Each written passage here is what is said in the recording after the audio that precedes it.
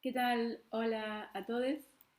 Mi nombre es Sandra Wolansky, soy investigadora del CONICET, soy antropóloga y docente de la carrera de Ciencias Antropológicas de la UBA y me invitaron a que comparta con ustedes y les comente algunos resultados de mi investigación sobre militancias de jóvenes trabajadoras y trabajadores.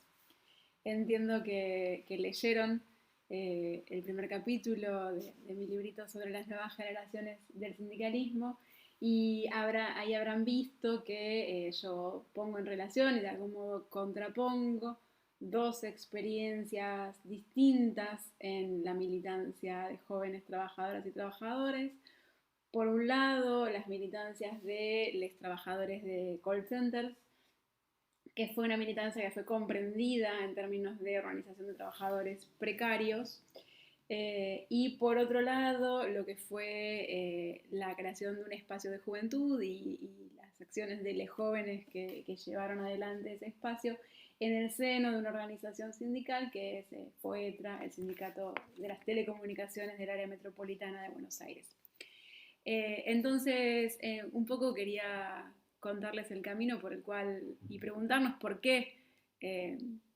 y cómo poner en relación y contraponer estos dos casos, estas dos experiencias. Eh, y se me ocurría que empezar por contarles que la militancia juvenil no fue el foco inicial de mi investigación, que fue mi investigación doctoral,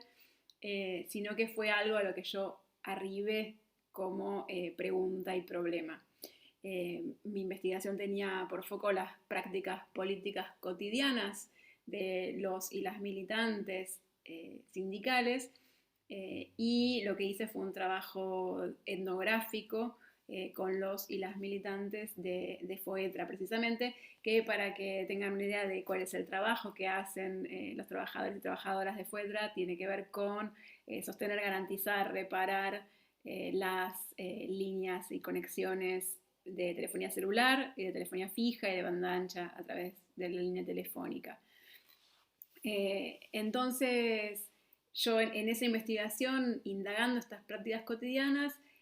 sostuve que es el trabajo político militante, retomando una categoría de la antropóloga Julieta Castañaga,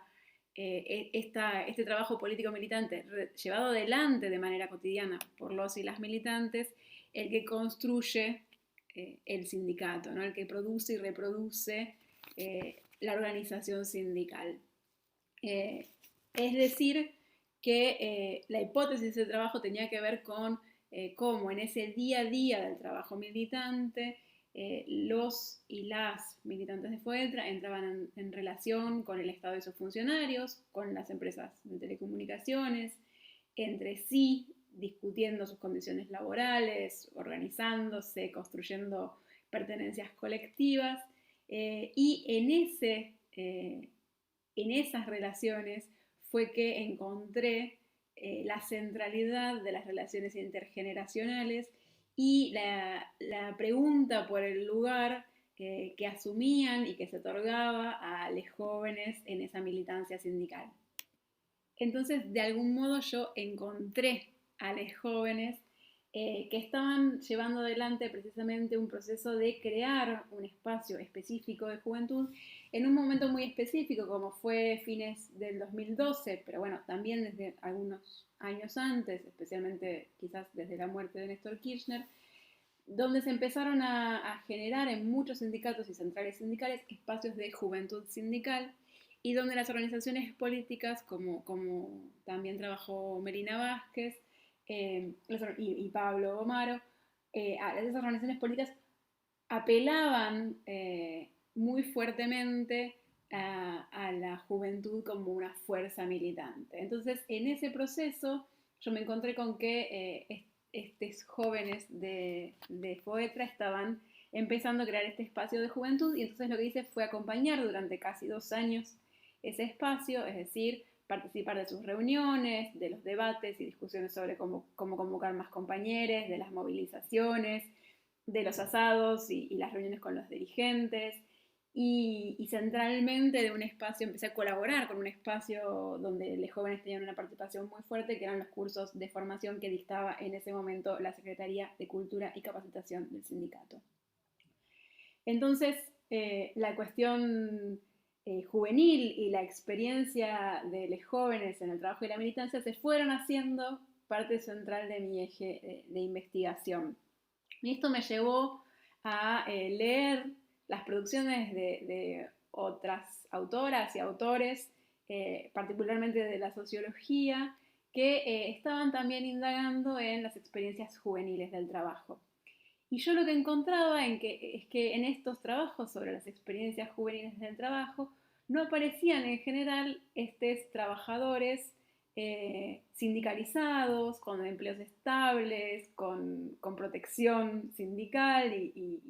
con relativamente buena remuneración, como los que yo estaban acompañando, sino que en general se hacía foco en un sujeto juvenil precario, ¿no? Se hacía foco en los trabajadores jóvenes cuando se destacaba, se acentuaba el carácter precario de sus empleos y de su inserción laboral. Entonces, si bien estos trabajos se estaban indagando sobre esas experiencias juveniles del trabajo, a mí me surgía el interrogante fuerte por cómo eran las experiencias de organización de esos trabajadores y en parte también por cómo contrastaban o se vinculaban con las experiencias que yo venía siguiendo de los jóvenes sindicalizados. Y en este sentido, para llevar a cabo esta indagación, me presenté en 2013 a una beca del Consejo Latinoamericano de Ciencias Sociales que me posibilitó llevar adelante esta investigación de algún modo etnográfica comparativa. Y elegí el trabajo en call centers, que era el objeto de estudio perfecto para ese objetivo que yo me proponía, por al menos 3 razones. Por un lado, por la continuidad, ¿no? De algún modo con el trabajo que yo ya venía haciendo en FUETRA, porque de algún modo eran trabajadores de las telecomunicaciones también, y el sindicato FUETRA había estado presente en los primeros procesos de organización vinculados a call centers en la empresa Atento. Por otro lado, porque en esa época, e incluso en los años antes, el trabajo en call centers era el ejemplo paradigmático de trabajo precario destinado a jóvenes, y proliferaban las producciones militantes y académicas sobre el tema, centradas en ese carácter precario. Y en tercer lugar, por una cuestión muy interesante, que es que en Argentina, a diferencia de otros lugares del mundo, a pesar de esta precarización y a pesar de los intentos fuertes de las empresas de call centers por evitar todo tipo de organización y evitar todo tipo de injerencia sindical, en Argentina sí se produjeron importantes e interesantes procesos de organización de los trabajadores de call centers, a diferencia de otros lugares del mundo. Entonces, por todas estas razones, comencé a indagar en este proceso de organización de los trabajadores de call centers. Un poco para ponerlos en sintonía con qué es este trabajo en call centers, porque bueno, efectivamente se ha transformado en estos últimos años. Para empezar, quizás sea difícil para muchos de ustedes imaginárselo, pero hubo un momento en que no era tan habitual lidiar con la atención telefónica, ¿no? No era tan habitual que la atención al cliente, que las ventas se realizaran a distancia y por medios telefónicos, mucho menos por otros medios telemáticos, computacionales, etcétera, como sucede hoy. La expansión de las plataformas de atención telefónica al cliente se dio en principio a partir de finales de la década de 1990 y con fuerza en los primeros años del 2000, vinculada a reestructuraciones empresarias que supusieron la tercerización de los servicios de atención al cliente que antes eran parte de las empresas y posibilitada obviamente por cambios tecnológicos que posibilitaron la conexión a distancia. Esto transformó las formas de atención al público de las empresas locales o de base local, pero también posibilitó la recepción de otras empresas multinacionales cuyos servicios de atención al cliente o de ventas muy fuertemente, fueron deslocalizados a otros países, como en Argentina, y a otras ciudades. Este proceso de expansión de la atención de call centers fue mundial. Existen trabajos muy interesantes sobre esto. Por ejemplo, la India, que fue un foco de deslocalización de esos servicios respecto de Estados Unidos y el Reino Unido. Pero en la región también fue muy fuerte. Para que se den una idea, en Brasil en 2009 había 675.000 trabajadores y trabajadoras empleadas en el sector, y en México había 380.000. Estos fueron los primeros grandes focos de esta deslocalización, pero después también sufrieron el traslado hacia otros nuevos países que ofrecían condiciones más competitivas en términos de costos y beneficios para las empresas, como Perú y Colombia. En el caso de Argentina, la expansión tomó un impulso muy importante a partir de la devaluación del peso en diciembre de 2001 y la llegada de los call centers offshore, que son estos call centers que atienden a empresas multinacionales en otras partes del mundo. Y les digo los números mínimamente. Para 2009, en el pico de su expansión, empleaban a 60.000 trabajadores y trabajadoras, y para 2013 todavía empleaban alrededor de 54.000. Otra cuestión, y después va a haber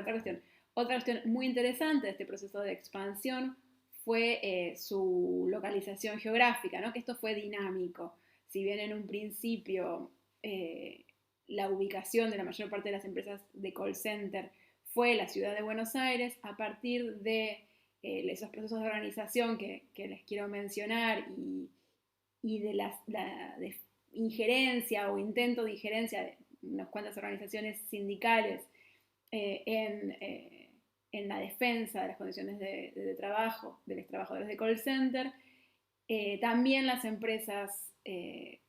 localmente en Argentina fueron deslocalizando primero a ciudades como Mar del Plata y Córdoba, y luego cuando, por ejemplo, en Córdoba también comenzó un proceso importante de organización, se deslocalizaron a otras ciudades como Mendoza o Tucumán. Tucumán, de hecho, estableció una fuerte política de exenciones impositivas para favorecer la llegada de call centers, la instalación de call centers en la ciudad. Es en este sentido que el primer proceso de organización que se definió, o cuyos protagonistas se autodefinieron como trabajadores y trabajadoras de call centers, fue paradigmático de este proceso de deslocalización, y fue el caso de Atento, que era una empresa subsidiaria o propiedad del grupo Telefónica, a la cual se habían, de hecho, transferido unos cuantos servicios de atención telefónica que antes se realizaban dentro de la empresa telefónica, como aún hoy el 112, el 114 se siguen atendiendo telefónicamente por empresas tercerizadas. En ese sentido, cuando se crea Atento, con este proceso de tercerización precisamente de servicios que antes eran parte de la empresa madre, y luego comienza un fuerte proceso de organización de los trabajadores y de vinculación con FOETRA, que comienza a demandar la incorporación de los trabajadores de Atento como trabajadores telefónicos. En ese momento la empresa lo que hace, o sea, primero se logra una serie de conquistas, de hecho se logra el encuadramiento de los trabajadores, se logra que haya elecciones de delegados, pero luego la empresa lo que hace es dejar de contratar trabajadores y trabajadoras, vaciar el sector de tareas, o sea, dejarlos con listas a las que llamaban y ningún número atendía, con lo cual no vendían, no tenían ningún tipo de listas muertas, les decían, ¿no? Como teléfonos que no funcionaban, y relegarlos a un galpón y transferir todas las llamadas a nuevos centros de llamadas en Córdoba y Mar del Plata, precisamente. Con lo cual debilitó y terminó cerrando las filiales locales donde se habían logrado esos procesos de organización.